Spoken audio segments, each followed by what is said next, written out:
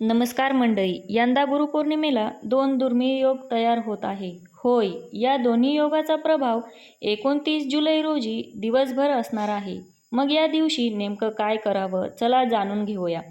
खरं तर आषाढ पौर्णिमेची तिथी ही 28 आणि 29 जुलै रोजी विभागून आल्यामुळे गुरुपौर्णिमा कधी आहे हा प्रश्न भाविकांना पडलाच आहे. आता 28 की 29 जुलै रोजी गुरुपौर्णिमा साजरी करावी हे तर आपण जाणून घेणारच आहोत. याशिवाय या दिवशी जुळून आलेले दोन दुर्मिळ योग कोणते हेही आपण जाणून घेऊया. हिंदू पंचांगानुसार आषाढ पौर्णिमेची तिथी ही 28 जुलै रोजी सायंकाळी 6:21 आणि ही तिथी संपणार आहे 29 जुलै रोजी रात्री 8:07. महत्त्वाचं म्हणजे हिंदू धर्मात उदय तिथीला विशेष प्राधान्य दिलं जातं. म्हणजे सूर्योदयाच्या वेळी ती तिथी असणार आहे 29 जुलै रोजी.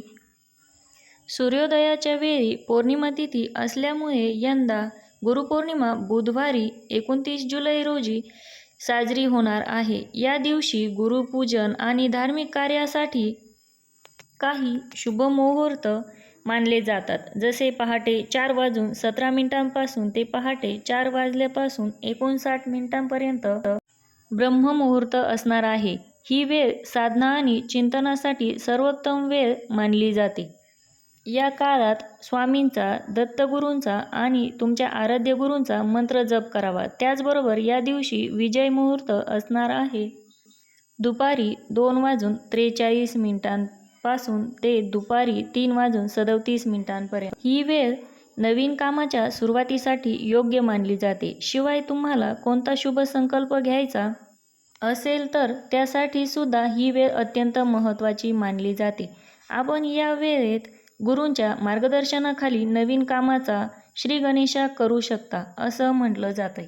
त्याचबरोबर संध्याकाळचा मुहूर्त आहे संध्याकाळी 7:14 पासून ते रात्री 8:06 पर्यंत. आपल्या आयुष्यातील गुरुजींना भेटून कृतज्ञता व्यक्त करण्याचा हा काळ शुभ मानला जातो. आता सर्वात महत्त्वाचं म्हणजे यंदाची गुरुपौर्णिमा ही धार्मिक आणि ज्योतिषीय दृष्टिकोनातून अतिशय दुर्मिळ मानली जात आहे.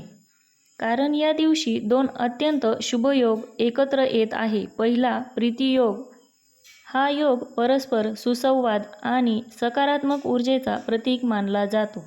त्यामुळे नात्यांमधील कटुता दूर करण्यासाठी हा काळ उत्तम असतो.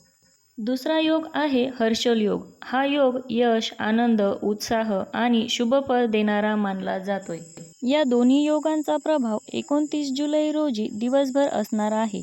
त्यामुळे या काळात योग्य विधी गुरुपूजन केल्यास जीवनात सुख, शांती आणि प्रगतीचे मार्ग मोकळे होऊ शकतात अशी मान्यता आहे. सर्वात महत्त्वाचं म्हणजे धार्मिक मान्यतेनुसार महाभारताचे रचयिता महर्षी वेदव्यास यांचा जन्म आषाढ पौर्णिमेला झाला होता.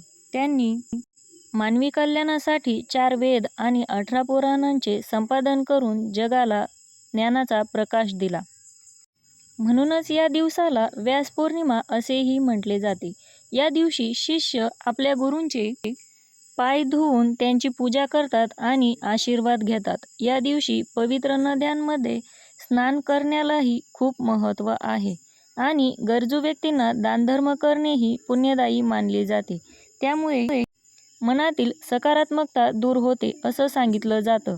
आता या दिवशी नेमकं काय करावं तर धार्मिक मान्यतेनुसार प्रीतियोग आणि हर्षल योग हे दोन्ही शुभ योग मानले जातात.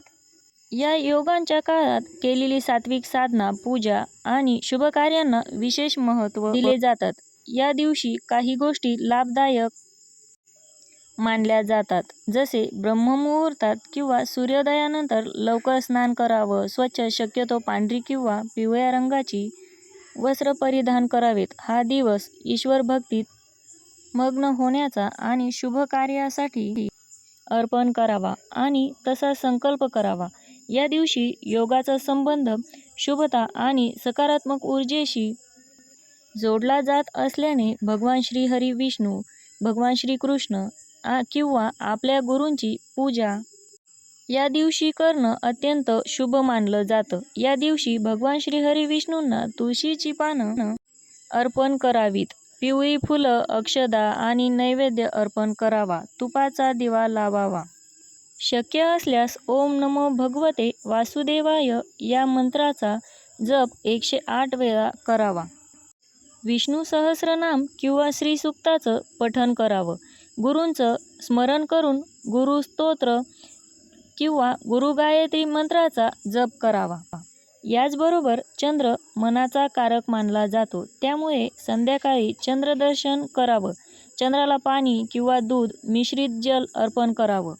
जल अर्पण करताना यावेळी ओम सोम सोमाय नमः या मंत्राचा जप करावा आणि आधी सांगितल्याप्रमाणे या दिवशी आपल्या सामर्थ्यानुसार दान करावं. हे खूप शुभ मानले जाते.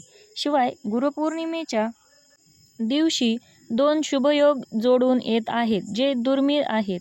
पहिला प्रीतियोग आणि दुसरा हर्षल योग. या काळात तुम्ही काहीही शुभ कार्याची सुरुवात करू शकता, जसे शिक्षण किंवा अभ्यासाला सुरुवात करणं, आध्यात्मिक संकल्प करणं, नवीन व्यवसायाचे सुरुवात नियोजन करणं, घरातील शुभपूजन करणं किंवा धार्मिक ग्रंथाचे वाचन करणं.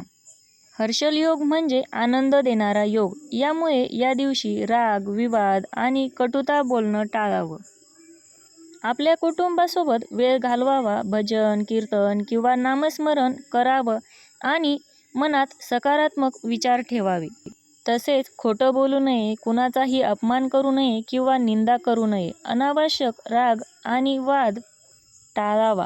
तामसिक आहार आणि व्यसन करू नये. कुणाचे मन दुखवेल असे वर्तन या दिवशी अजिबात करू नये.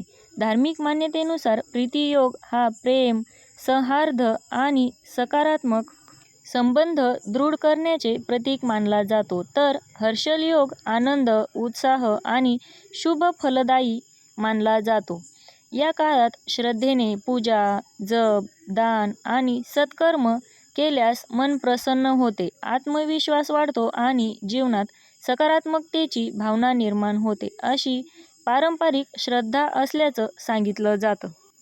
मंडळी, यंदा गुरुपौर्णिमेच्या दिवशी तुम्ही नेमकं काय करणार आहे हे कमेंट बॉक्समध्ये आम्हाला नक्की कळवा. चॅनलवर नवीन असाल तर आपल्या चॅनलला सबस्क्राईब करून घ्या. व्हिडिओ आवडल्यास लाईक आणि शेअर करा. धन्यवाद.